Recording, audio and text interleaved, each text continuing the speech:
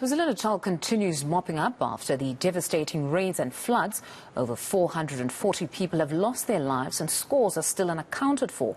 eNCA's Nqobile Madlala joins us for the latest. Good morning, Nqobile. Many areas of people's lives have indeed been affected by the floods, and one would assume that this includes the primary health care. How are clinics operating at this point, if at all? Well, Mfundo, it's a lot of devastation just from where we are standing, just behind me.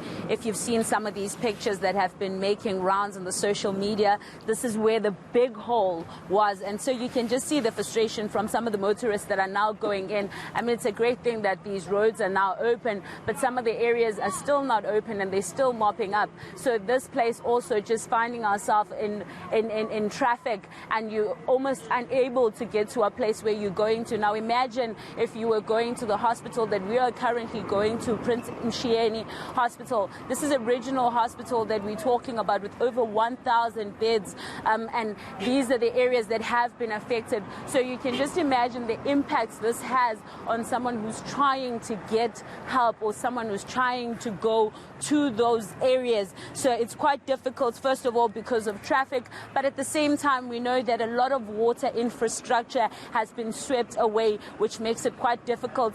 Earlier on in this week, we were at KwaZulu-Natal, where we found out that the water infrastructure that was affected there counts for over 25% of the water in eThekwini. Now, that supply and that demand still needs to be met. And we do understand, even from the water and sanitation officials, they were talking about the fact that they're still on the ground, they're working overnights to try and fix these problems. But of course, some of the hospitals, especially here in eThekwini, are really affected. We heard from also the gift of the givers who were saying that they're even delivering waters in areas like Wentworth Hospital, where the people really need water. Now the frustration just continues to build up. The patients as well, you can imagine the trauma that these people are going through before they even go to the hospital.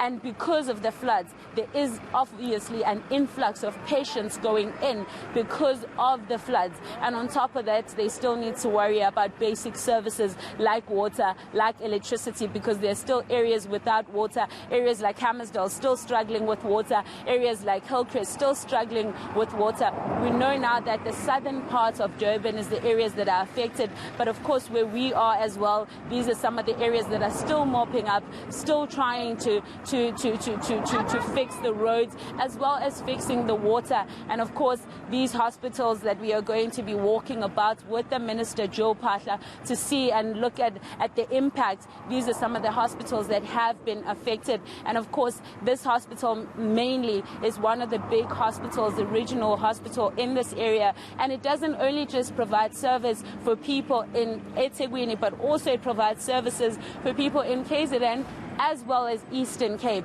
So you can just imagine the impacts this might have if there isn't enough water because of the influx that goes in. And also it's also attached to some of the clinics. If I'm correct, I think it's about 17 clinics that are attached to the hospital, which means they're also getting the effect if the hospital is not running at full capacity.